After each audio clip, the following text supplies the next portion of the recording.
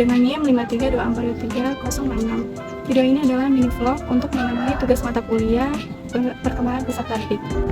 Hai guys, jadi di sini saya sudah bersama narasumber, yaitu teman saya sendiri yang bernama. Hai, perkenalkan nama saya Ren Francisca Jafar, saya adalah salah satu mahasiswa PTI. Nah, jadi Rehan, ada beberapa poin yang ingin saya tanyakan. Poin pertama yaitu perkembangan fisik. Langsung saja ke pertanyaannya, yaitu perkembangan fisik. Perkembangan apa saja sih yang Anda rasakan selama Anda hidup dan merasakan perkembangan yang terjadi pada hidup Anda? Kalau berbicara soal perkembangan fisik, sudah pasti saya merasakan yang namanya perkembangan fisik karena di saat saya masih kecil sampai sekarang saya merasakan perubahan mulai dari bertambahnya tinggi badan, bertambahnya berat badan, jadi saya merasakan yang namanya perkembangan secara fisik. Jadi Anda merasakan perkembangan fisik? Ya. Nah, poin kedua yaitu perkembangan kognitif. Perkembangan kognitif mengacu pada proses mengingat, pengambilan keputusan, dan pemecahan masalah. Nah, pertanyaannya, apakah ada perbedaan perkembangan kognitif di saat Anda masih anak-anak hingga Anda sudah dewasa dalam hal menyelesaikan masalah? Kalau itu sudah pasti, karena yang namanya masih kecil kan kita pasti tidak terlalu memikirkan masalah yang datang ke kehidupan kita. Nah, bedanya dengan saya yang sekarang, saya yang sudah dewasa ini, sudah pasti saya selalu memikirkan masalah yang sering datang ke kehidupan saya. Dan dengan kesadaran penuh pun saya merasa bahwa saya harus menyelesaikan masalah yang datang di kehidupan saya. Karena kalau tidak diselesaikan itu akan menjadi beban tersendiri dalam hidup saya. Nah, poin selanjutnya yaitu perkembangan emosi. Perkembangan emosi mengacu pada reaksi anak terhadap berbagai perasaan yang dialami setiap hari dan membawa pengaruh besar terhadap cara pandang menyelesaikan masalah, mengambil keputusan, tingkah laku, dan menikmati hidup sebagai orang dewasa kelak. Pertanyaannya, kita sebagai manusia biasa pastinya pernah berada di situasi yang membuat kita marah dan emosi. Nah, gimana sih cara Anda mengontrol diri Anda agar tidak meluapkan emosi Anda di depan orang lain, atau mungkin malah sebaliknya? Di saat Anda marah, Anda langsung meluapkannya saat itu juga? Kalau saya pribadi, di saat saya marah, saya memilih diam karena takutnya di saat saya marah lalu saya langsung meluapkannya pada saat itu, takutnya apa yang saya keluarkan dari mulut saya itu akan melukai hati orang-orang di sekeliling saya. Jadi kalau di saat saya marah, saya memilih untuk diam dulu, meredakan hati saya. Nanti ketika hati saya sudah lega, baru itu saya akan mulai mencoba menyelesaikan masalah atau menyelesaikan apa yang sudah membuat saya emosi pada saat itu. Nah, poin selanjutnya yaitu perkembangan moral. Moral adalah perubahan-perubahan perilaku yang terjadi dalam kehidupan anak berkenan dengan tata cara, kebiasaan, adat, atau standar nilai yang berlaku dalam kelompok sosial. Nah, pertanyaannya, menurut Anda, apakah pendidikan berpengaruh dalam perkembangan moral pada diri Anda dari Anda masih kecil hingga sudah dewasa?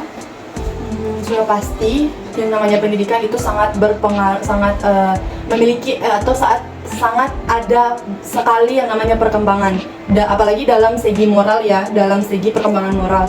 Karena dari semua jenjang pendidikan yang sudah saya ikuti, mulai dari SD, SMP, SMA sampai ke perguruan tinggi sekarang itu, yang selalu ditekankan adalah etika dan moral. Itu karena itu yang menjadi bekal kita nantinya sampai kapanpun, itu akan sangat berpengaruh terhadap cara kita bersikap terhadap orang lain. Jadi menurut saya itu pendidikan sangat berpengaruh terhadap perkembangan moral saya dari masih kecil hingga saya sudah sedewasa ini atau sebesar ini. Nah, poin yang selanjutnya yaitu perkembangan agama. Perkembangan agama adalah proses evolusi, pertumbuhan, dan transformasi keyakinan praktik dan pemahaman agama seseorang atau komunitas agama. Ini mencakup perubahan dalam pemahaman tentang konsep agama, nilai-nilai, ritual, kepercayaan, serta bagaimana individu atau kelompok menghadapi agama dalam berbagai tahap kehidupan atau sejarah. Nah, pertanyaannya, bisakah Anda berbagi pengalaman pribadi yang telah memengaruhi atau memicu perkembangan agama Anda, baik dalam hal peningkatan keyakinan atau pemahaman yang lebih dalam? Kalau berbicara pengalaman, mungkin saya akan sedikit menceritakan bahwa kalau dulu itu saya masih bisa dibilang jarang sholat atau masih malas-malas dalam hal ibadah. Tapi seiring berjalannya waktu dan seiring bertambahnya usia saya mulai merasakan yang namanya bahwa saya harus giat dalam hal menjalankan ibadah.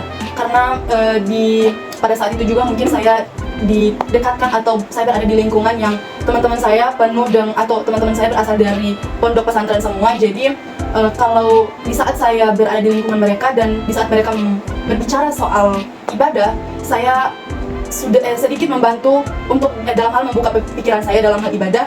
Jadi itu sangat membantu saya dalam membuka pikiran saya dalam hal ibadah, karena berkat mereka saya sudah mungkin bisa dibilang sudah lebih giat lagi dalam hal ibadah dan sudah merasakan yang namanya perkembangan dalam segi agama. Jadi kesimpulannya bahwa lingkungan pertemanan Anda bisa membuka pikiran Anda tentang pentingnya beribadah. Iya. Oke. Nah, poin terakhir yaitu permasalahan yang ada pada peserta didik. Bagaimana perkembangan teknologi dan penggunaan gadget memengaruhi peserta didik? Apakah ini menjadi permasalahan dalam lingkungan belajar? Kalau yang saya lihat sih mungkin iya sangat berpengaruh dalam peserta didik di luar sana.